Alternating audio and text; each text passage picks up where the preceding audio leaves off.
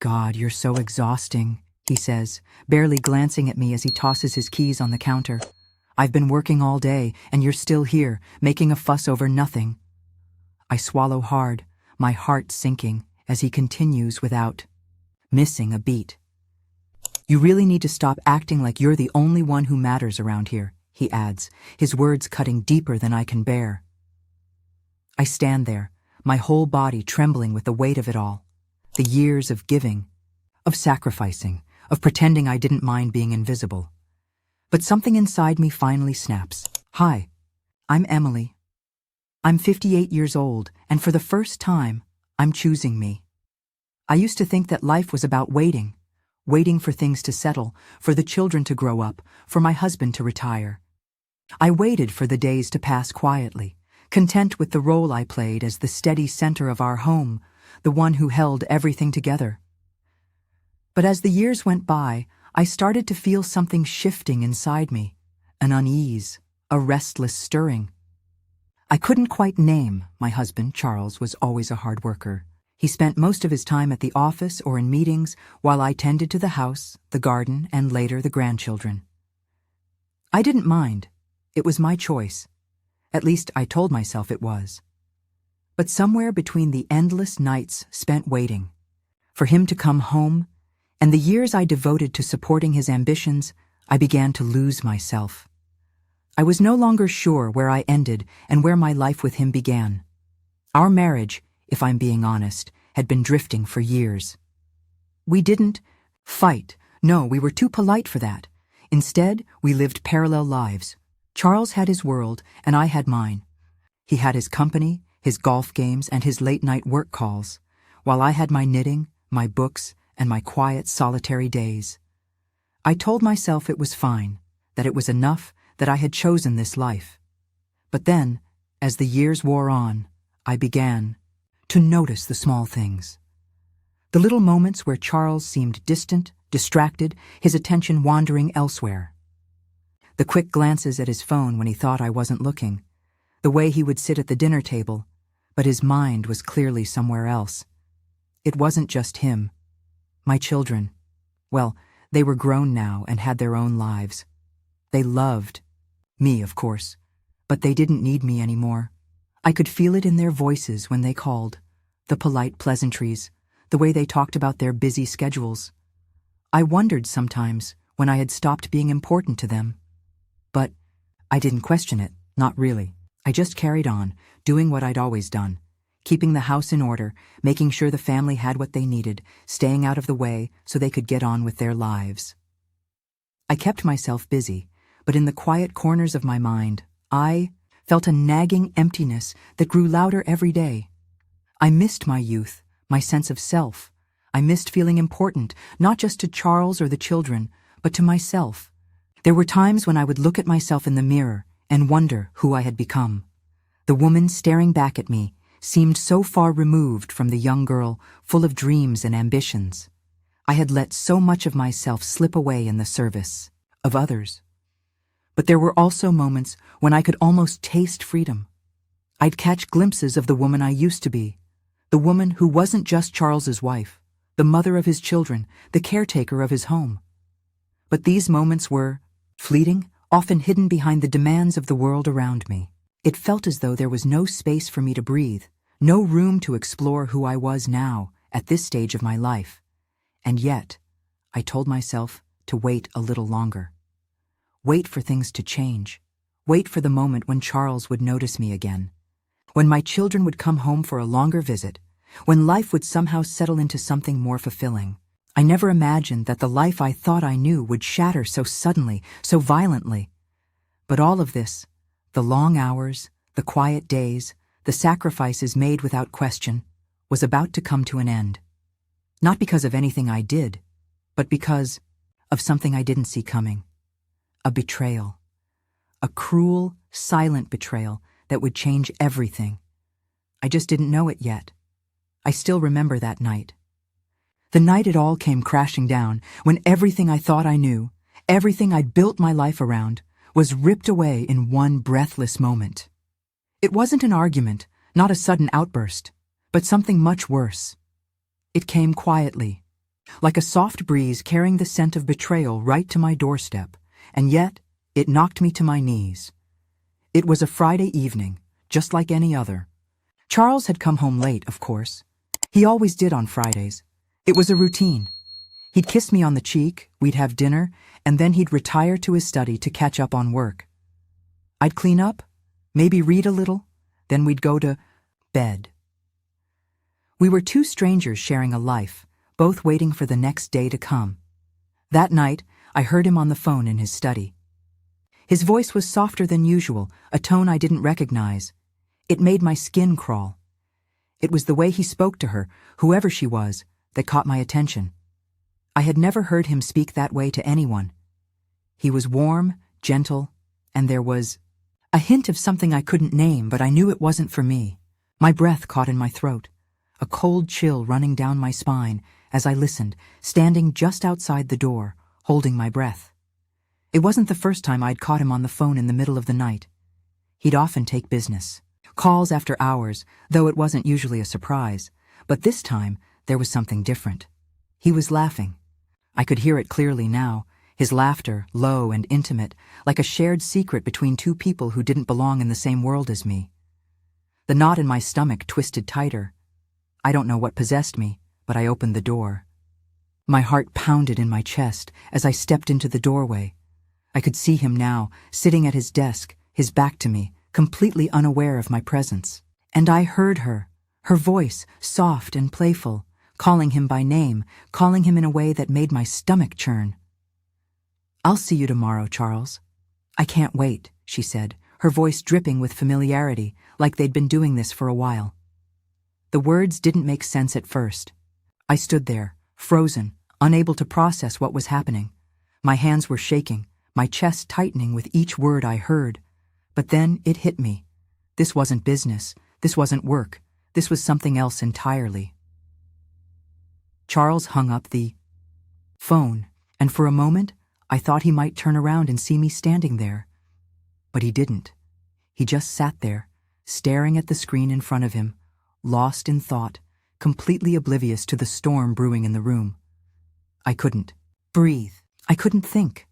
I felt like I was drowning in a sea of disbelief, and yet there was something inside me, the smallest flicker of clarity, that told me I had to do something. I couldn't just stand there. Not anymore.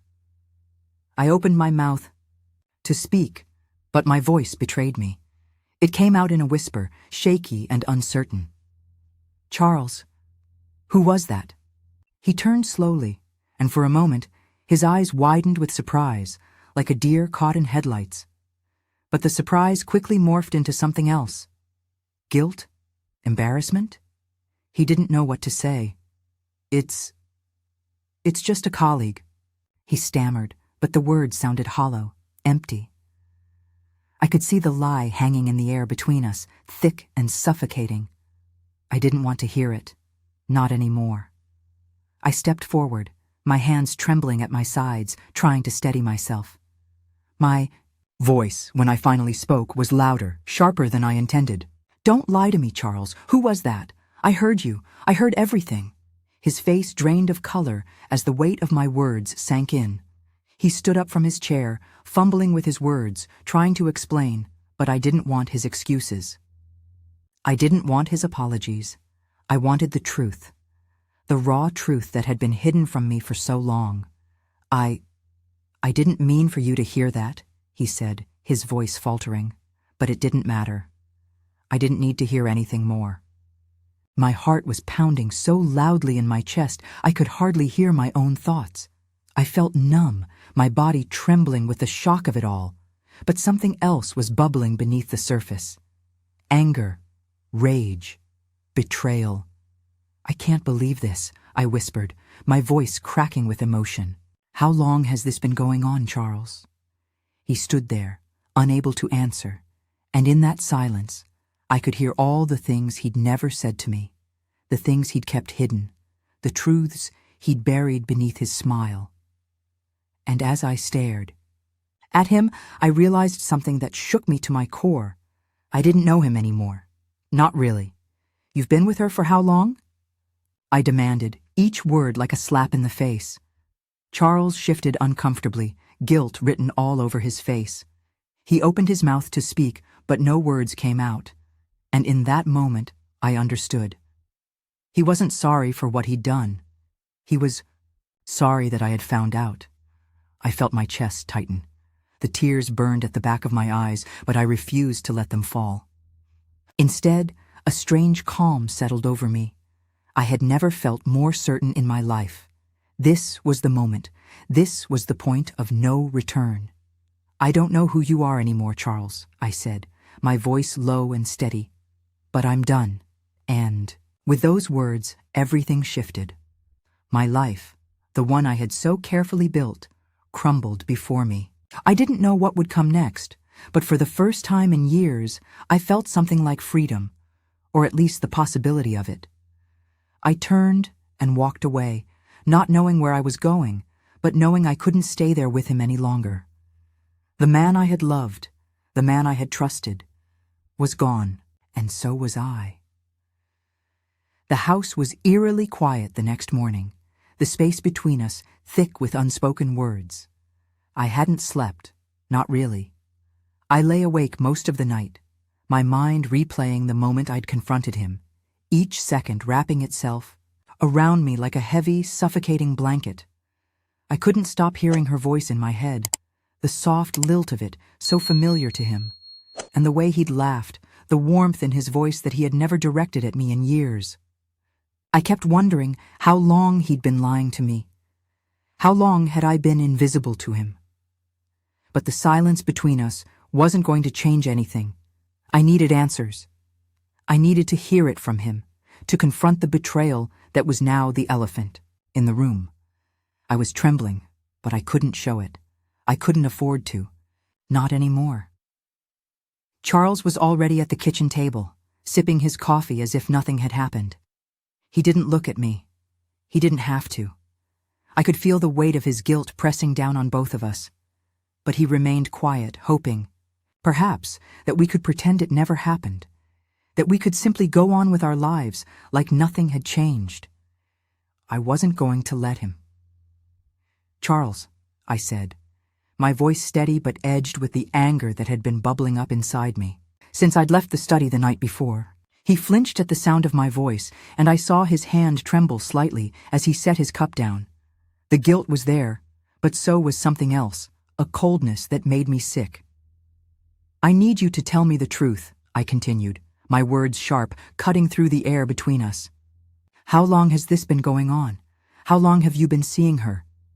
His eyes darted away from mine, and I felt a deep, painful realization settle over me. The man sitting in front of me wasn't the man I had loved for over 4 decades. This man, the one who was avoiding my gaze and fumbling with his words, was a stranger, a man who had hidden himself away from me, a man who had lived 2 lives. "It's complicated," he muttered, his voice low, as if he thought that excuse would somehow make it okay. I laughed, a bitter, hollow sound that surprised even me. "Complicated? You think this is just complicated? You've been having an affair, Charles. You've been lying to me. You've betrayed everything I ever believed in. And you think it's complicated?" His face reddened, and for the first time, I saw the faintest flicker of regret in his eyes. But I didn't care. I wasn't looking for an apology anymore. I didn't want him to feel sorry for me. I wanted him to feel the weight of his actions, to understand what he had done to us, to our life, to everything we had shared. "I didn't want to hurt you," he said, his voice weak, as if he thought that was enough to justify everything. "It just happened." Happened? I could feel the anger surge in my chest, my hands trembling as I fought to keep control of my emotions. "Is that what you tell yourself? That it just happened?" "Charles, I've spent my life making excuses for you, cleaning up the messes you left behind, always putting you first. And now you want me to believe that? That it just happened?"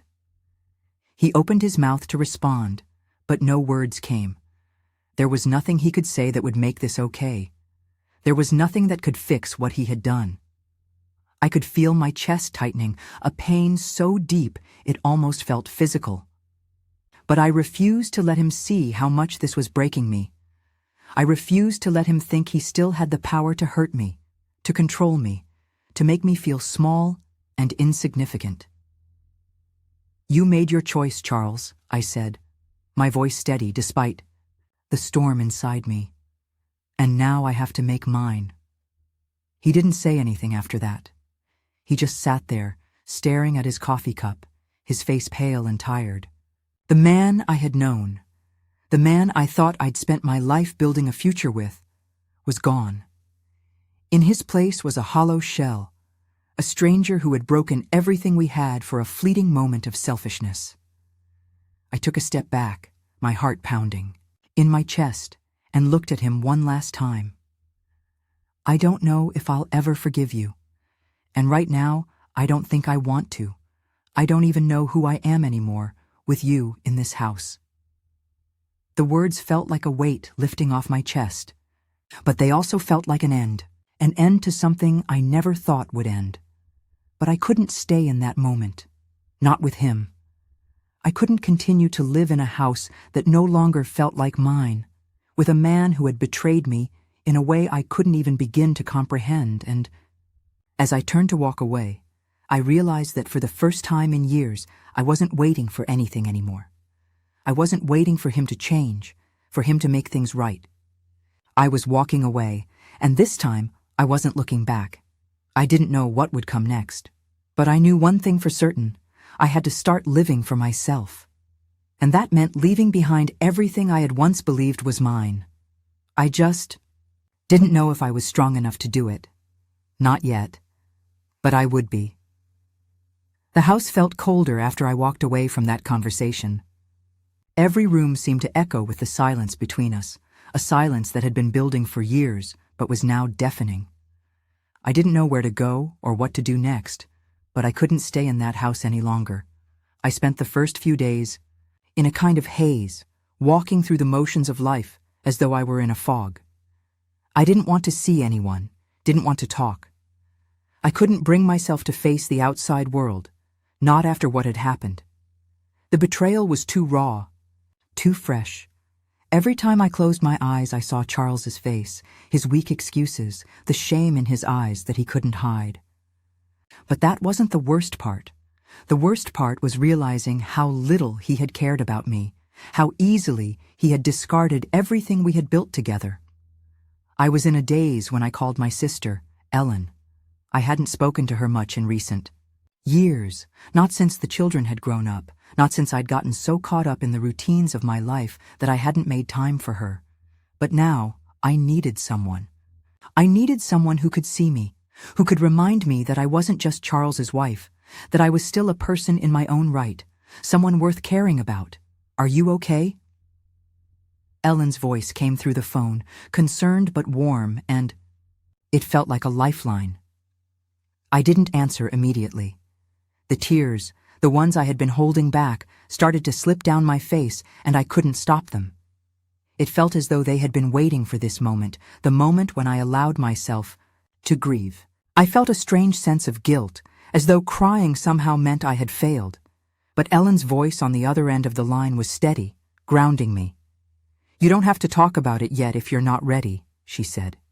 "But just know that I'm here." I had always been the strong one in the family, the one who didn't burden others with my problems, the one who put on a brave face, even when I didn't feel brave at all.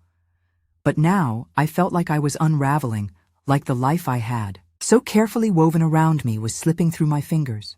The role I had played for so long, the dutiful wife, the loving mother, was now meaningless, and I didn't know who I was without it. As the days went by, I started to go through the motions of packing my things. I couldn't stay in that house, not with the memories of everything that had been torn apart. Every corner of the place seemed to whisper of what had once been. Our wedding photo on the mantel, the chair where Charles liked to sit in the evenings, the small touches that had once made our home feel like a shared space between us. Now it felt foreign, like a place I no longer belonged. I found myself standing in front of the mirror one evening, staring at my reflection. I didn't recognize the woman looking back at me. Her face was tired, drawn with years of quiet sacrifice. Her eyes were clouded, a deep sadness taking up residence behind them. Had I really given everything for this life? Had I truly given up? My own needs, my own desires, just to keep the peace, to make sure everyone else was happy? I felt a wave of anger and confusion wash over me. How had I allowed this? How had I let myself become so invisible, so small in my own life? I had spent years making excuses for Charles, just as I had spent years making excuses for my own neglect. I had told myself that my role was to serve, to support, to always be the one who gave. And now I was left with nothing but the echoes of my sacrifices, the hollow sound of my own self-doubt. It hit me all at once, the realization that I had allowed myself to be neglected, to be invisible, to be secondary in my own life. I had put everyone else's needs above mine, and I had thought that was enough. But it wasn't. Not anymore. I had given up so much of myself to be the woman I thought I was supposed to be. But who was I now? Who could I be if I dared to stop making excuses for everyone else and started living for myself? I sank to the floor, my back against the wall, and for the first time in a long while, I allowed myself to feel the full weight of everything. The hurt, the anger, the loneliness, the overwhelming sense of betrayal. But beneath it all, there was something else. A flicker of strength. A quiet whisper that told me I wasn't done. I wasn't finished yet. I had been lost for so long that I had forgotten what it felt like to be whole, to be myself. But now, as the tears slid down my face, I realized something. I could find myself again. It wouldn't be easy, and it wouldn't happen overnight, but I could rebuild. I could reclaim the parts of me that had been buried for so long. I wasn't going to let this define me.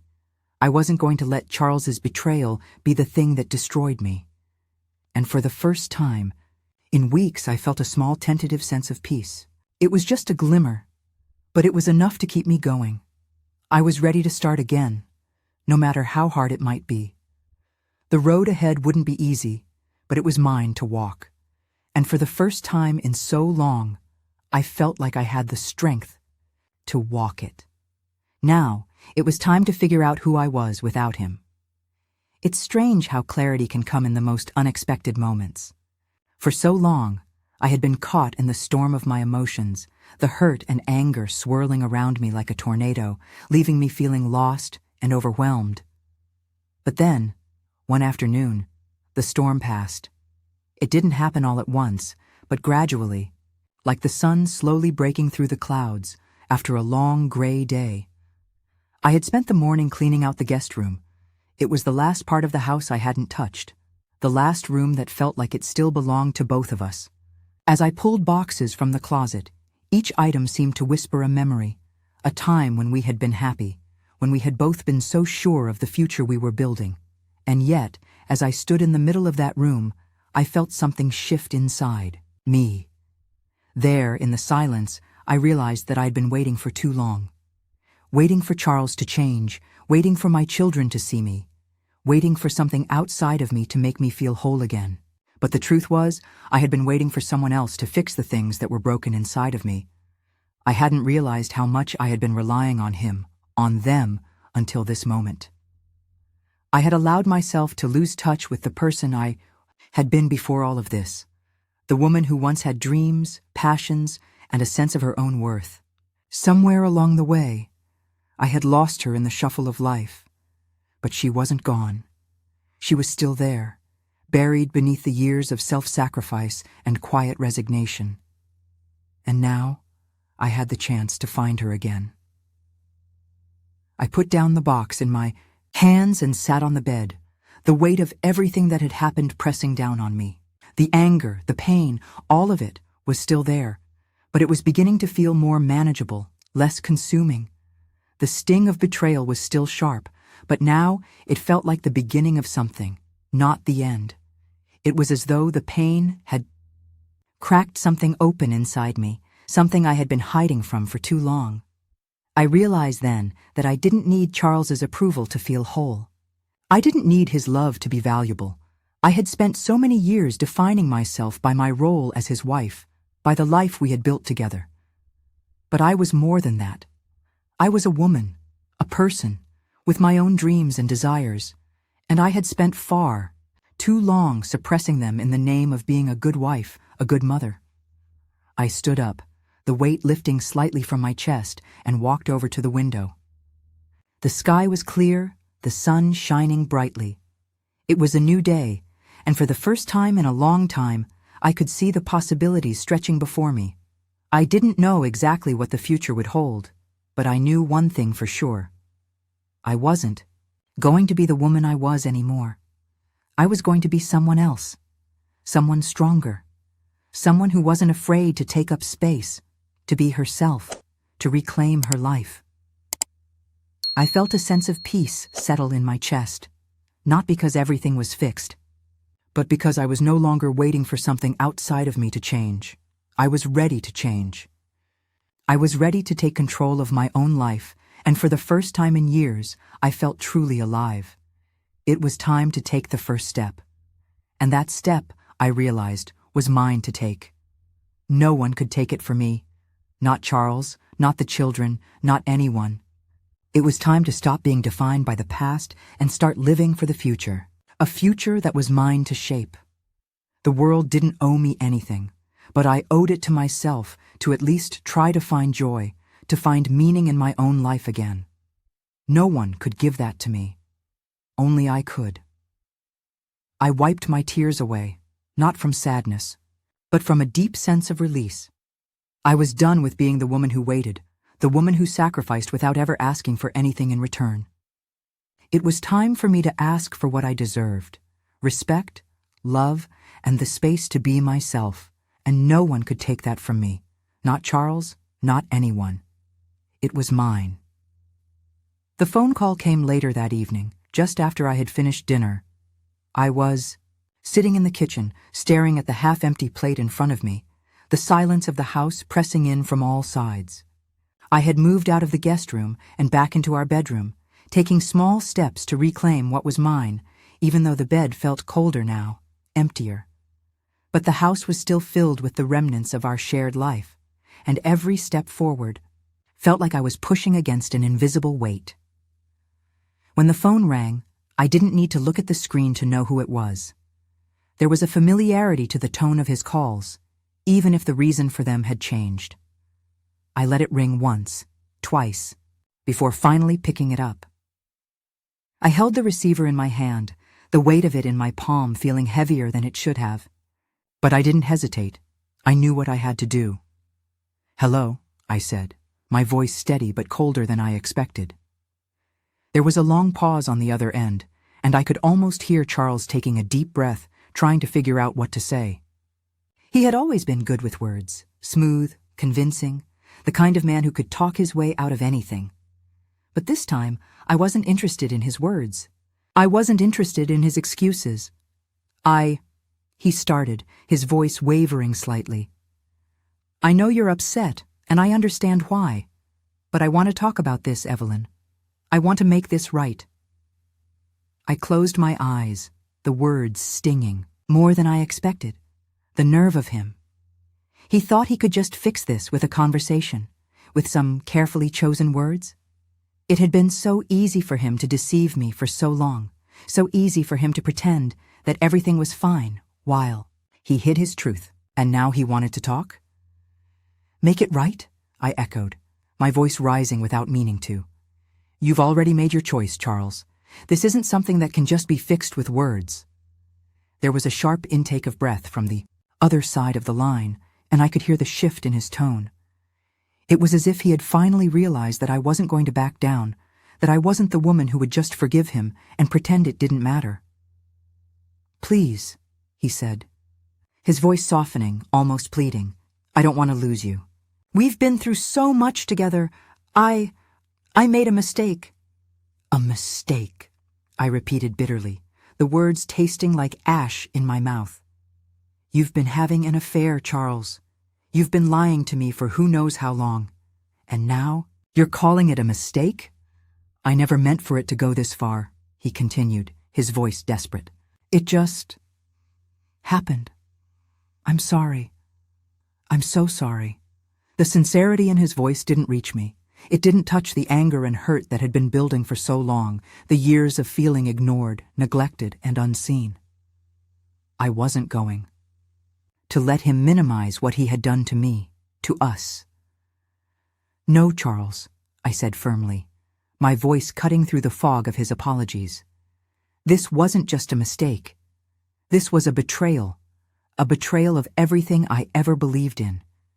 And I'm done. I paused, taking a deep breath. I could feel the tears welling up behind my eyes, but I wouldn't let them fall. Not now. Not when I knew that this conversation wasn't going to fix anything. This was it, the final turning point. I can't keep doing this. I can't keep waiting for you to choose me, I continued, my voice steady, even as my chest tightened. I've given so much of myself, and I don't have anything left to give you. I'm not your fallback, Charles. I'm not your safety net. I'm not going to stay in this marriage out of habit or fear of change. There was silence on the other end of the line. He didn't speak for several long moments, and I could almost hear him trying to grasp at something, anything, that would make me take him back.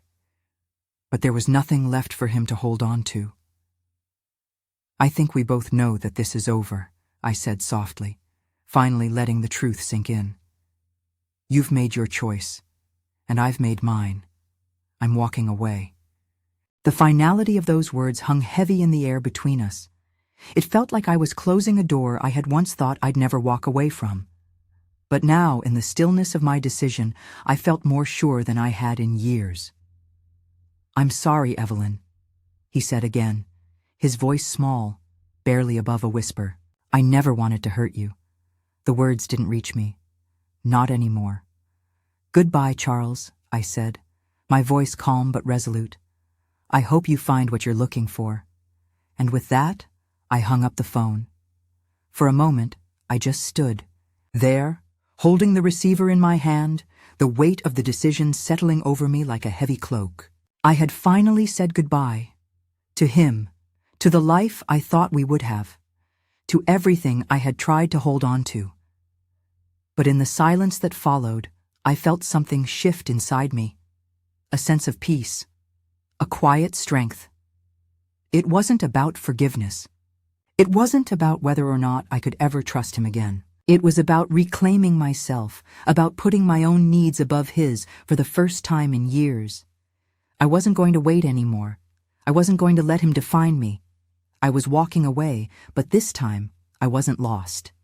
This time I was choosing myself. And for the first time in a long time, that felt like enough. The days that followed were filled with moments of quiet reflection and small, deliberate steps forward.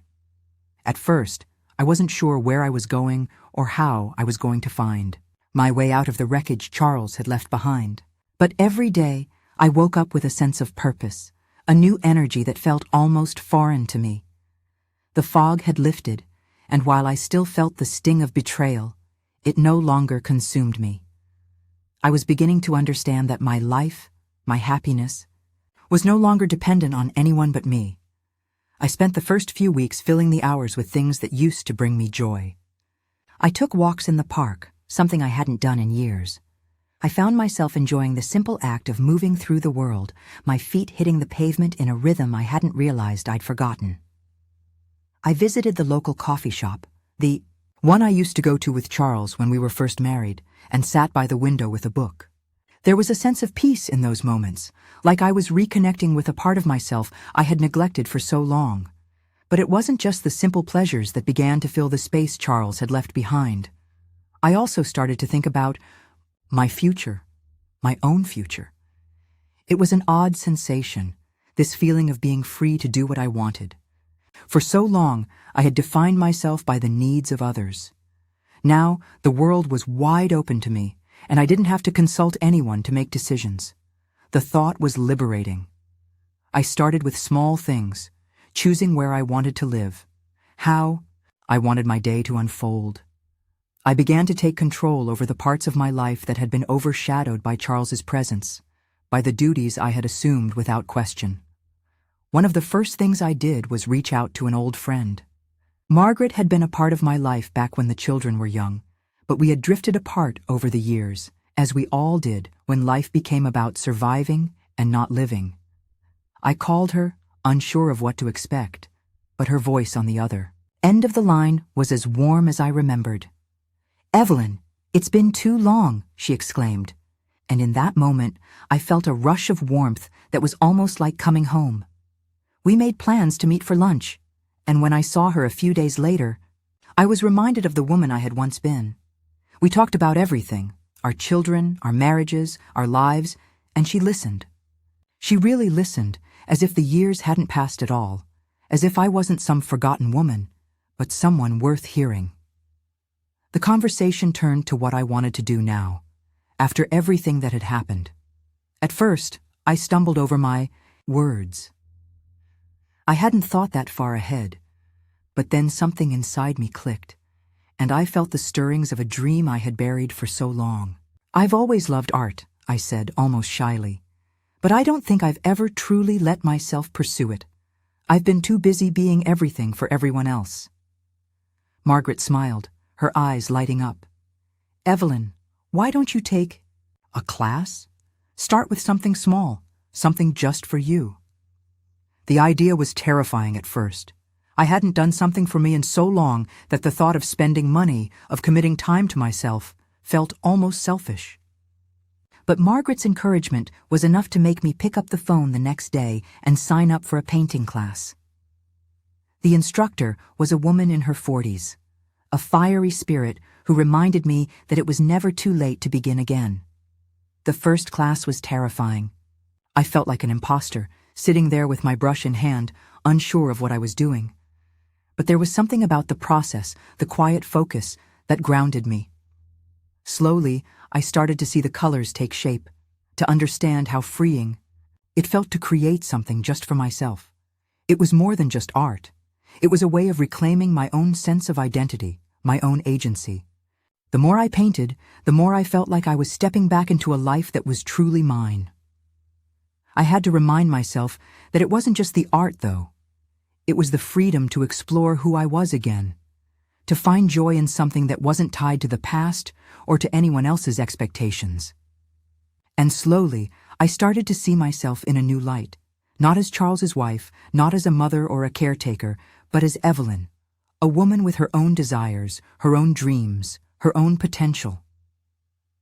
I began to spend my weekends exploring new parts of the city, going to museums and attending lectures, finding beauty in the world around me.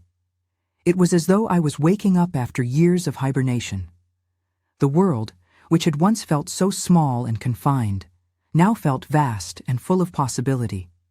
But the most profound change was the way I began to see myself. No longer a woman defined by her relationship, no longer a woman who lived in the shadows of others' needs. I began to remember who I had been before all of this. Before Charles's demands, before the long years of self-sacrifice and emotional neglect. I wasn't just the sum of my past failures or mistakes. I was a woman with a future, with desires and hopes of my own. And with each passing day, I felt stronger, more whole, more like myself than I had in years. I was learning how to live again, how to live for myself, and that, more than anything, was the true beginning of my journey. The real reclamation of control. It was a crisp Saturday morning when I saw Charles for the first time since that night. We had been avoiding each other, each of us living in our own worlds, trying to move past what had happened, as though the damage could be erased with time. But time hadn't healed anything for me. It had simply allowed me to breathe, to find the space I needed to exist on my own terms. And now, with everything changing, I knew I had to face him once and for all. Tio had called a few times since our last conversation, but I had ignored the calls. I wasn't interested in hearing more excuses. I didn't need him to tell me how sorry he was or how much he regretted everything. What I needed now was closure, a finality that would allow me to close the door completely. So when he showed up at my door that morning, looking both hesitant and desperate, I didn't invite him in. I just stood there in the doorway, the space between us filled with everything that had happened. "Evelyn, please," he started, his voice thick with emotion. "Can we talk?" I crossed my arms, my gaze steady. "We've talked, Charles. A lot. You've said everything you needed to say. I don't think there's anything left to discuss." His face faltered for a moment, and I could see the pain in his eyes. There was a time when I might have felt sorry for him, might have softened at the sight of his vulnerability. But not anymore. The person standing in front of me was not the man I had once loved. He was a stranger, someone who had chosen to betray me, and now he was trying to make himself feel better by asking for forgiveness. "I don't want to lose you," he said quietly, his voice breaking slightly. I felt a flicker of something in my chest, but it wasn't pity. It was something more complicated, something that felt like the remnants of who we had been. But that wasn't enough anymore. It couldn't be. I had spent my life sacrificing for others, putting their needs before mine, and I was done. I wasn't going to sacrifice my peace for him, not any longer. "I don't think you understand," I said, my voice firm but not unkind. "This isn't about losing me, Charles. This is about me choosing myself. For the first time in my life, I'm choosing myself." He stared at me, his eyes wide, as though he couldn't comprehend what I was saying. And in some ways, maybe he couldn't. For so long, our lives had been tangled together, and now I was untangling them, one painful knot at a time. "I can't forgive you right now," I continued, "and I don't know if I ever will. But I know one thing for sure. I can't go back to the way things were. I can't keep living in the shadow of your choices. I deserve more than that." His lips trembled as though he wanted to say something, but I held up a hand to stop him. "No, I don't need any more apologies. I need you to understand that I'm done. I need you to let me go, and I need to let you go." There was a long silence between us. He didn't move, didn't try to reach for me, didn't beg. His eyes searched mine, as if hoping to see some sign that I would soften, that I would change my mind. But the truth was, I had already made my peace. This was the end, and it was a relief. Finally, after what seemed like an eternity, he nodded. "I understand. I hope you find what you're looking for, Evelyn." His words were barely a whisper, but I heard them. And for the first time in my life, I didn't feel the need to comfort him, to make him feel better. I was no longer responsible for his feelings, for his redemption. I was finally free. "Goodbye." "Charles," I said, my voice quiet but resolute, and with that I closed the door. I leaned against it for a moment, letting out a long breath. There was no dramatic shift, no earth-shattering moment of clarity, just a quiet sense of peace, a feeling of finality settling into my bones. I had said everything I needed to say, and I had let him go.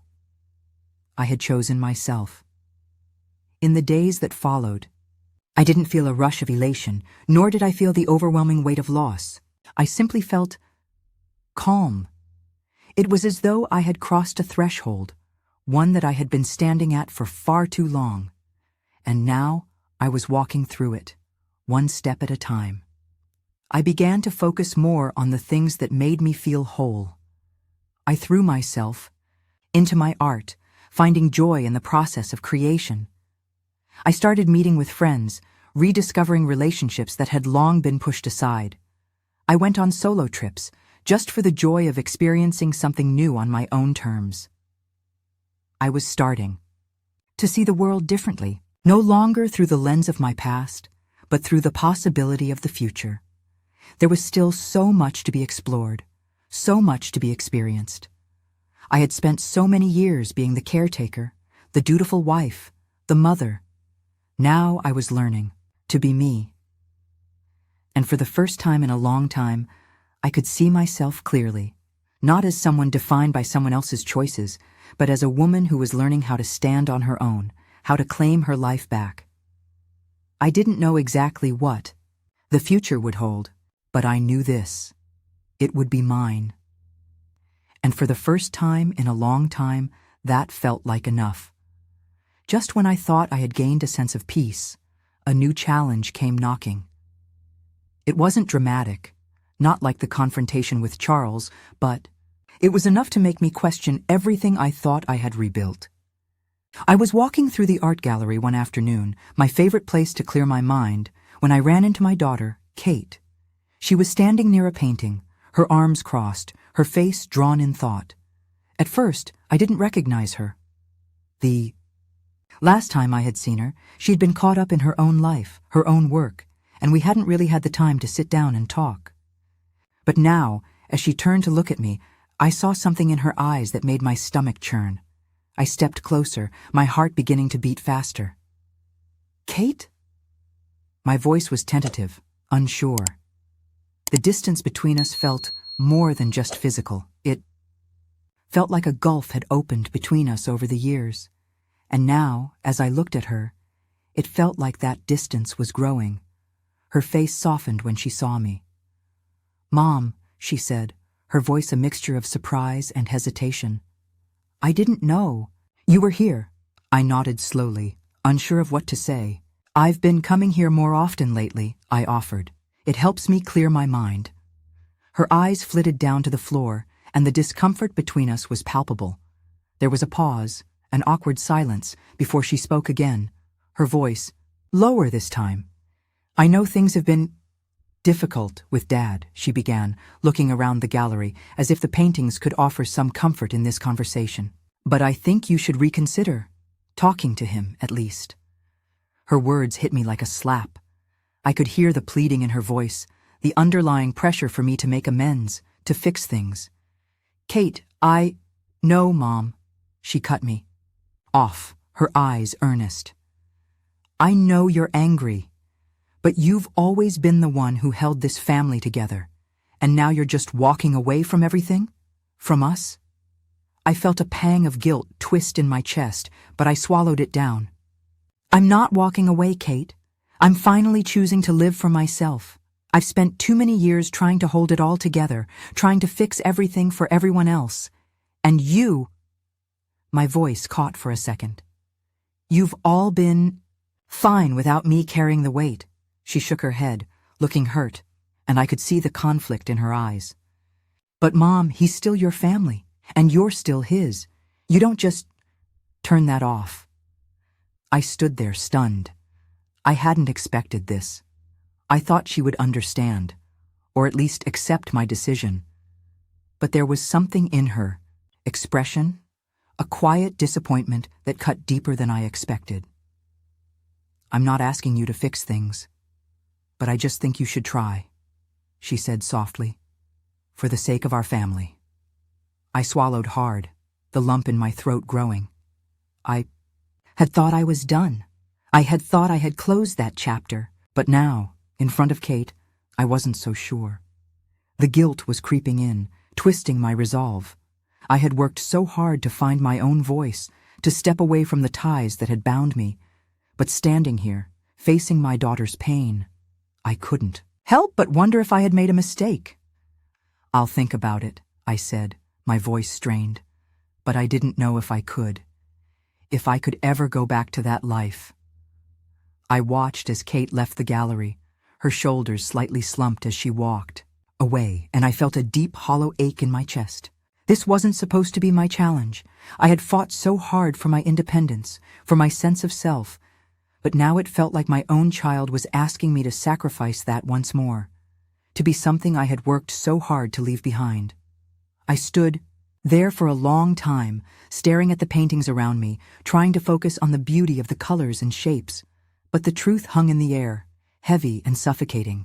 My family, my children, had they become so used to me being the caretaker, the one who always fixed things, that they couldn't imagine me being anything else? And had I, in my effort to heal, unknowingly pushed them away? The challenge wasn't just about finding myself anymore. It was about deciding how much I was willing to give, how much I could still give without losing myself in the process. I had thought I was ready to let go of the past, but Kate's words lingered in my mind, gnawing at me. Could I forgive? Could I truly let go of the man who had betrayed me for the sake of my family. The pain of betrayal felt fresh again, sharper than I had expected. I wasn't sure if I could make that decision, not yet. But one thing was clear. I had a long way to go before I truly understood what it meant to reclaim my life. The past was pulling at me, and I wasn't sure if I was strong enough to stay free. The days after my encounter with Kate were filled with a deep, gnawing uncertainty. I found myself going through the motions, meeting with friends, painting, taking long walks, but something inside me had shifted. It was as though her words had planted a seed of doubt, one that I hadn't expected to grow. What was I doing? Was I really choosing myself? Or was I just running away from the responsibility that had always been mine? Had I spent so much time focused on my own healing that I was neglecting the needs of those I loved most? Kate's voice echoed in my head, and every time I tried to quiet it, it grew louder. She had been right, in a way.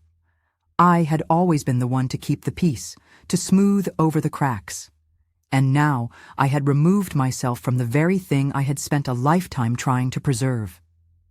Was that the right thing to do? I spent hours in my studio, staring at the half-finished canvas in front of me. Painting was supposed to help me find clarity, but now it only deepened the confusion. The strokes on the canvas felt like they were leading me in circles, like I was trapped in a pattern I couldn't break. I wanted to move forward, to embrace my independence fully, but I couldn't ignore the weight of my family's expectations. Kate's disappointment, Charles's apologies, it all lingered, tugging at me when I least expected it. I went to bed that night, tossing and turning, unable to escape the feeling that I was missing something important.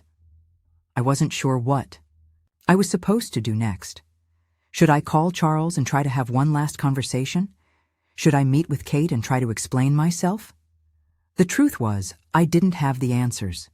The decisions I had made so far had been about finding myself, about stepping away from the woman I used to be. But now I was faced with a new reality. I wasn't the only one affected by my choices. My family was still there, and their pain, their expectations, couldn't be ignored. I didn't know if I was ready to make peace with the past, to open the door to a future where forgiveness was possible. I didn't know if I could ever truly forgive Charles or if I was simply trying to protect myself from being hurt again. But I did know one thing. I couldn't keep running from these decisions. I had to face them, no matter how difficult. I took a deep breath and sat up in bed, a sense of resolve beginning to build inside me. I had thought I was done with the past, that I could walk away and leave it all behind. But maybe that wasn't the way forward. Maybe, just maybe, facing the past, on my own terms, was the only way to truly move forward. Tomorrow, I would start by talking to Kate, and maybe in time, I would figure out what it meant to truly forgive. When I met Kate for lunch a few days later, I felt a strange sense of unease. There was so much unsaid between us, so much hurt and confusion that I wasn't sure where to start. But I knew this conversation was long overdue. I owed it to both of us to face the truth, no matter how painful it might be. We met at a small cafe, a place we used to visit when she was in her late teens. And I noticed, as we sat down, that she looked different. Not just older, though that was part of it, but there was a hardness in her eyes, a subtle shift that told me she was still processing everything I had said, everything I had done.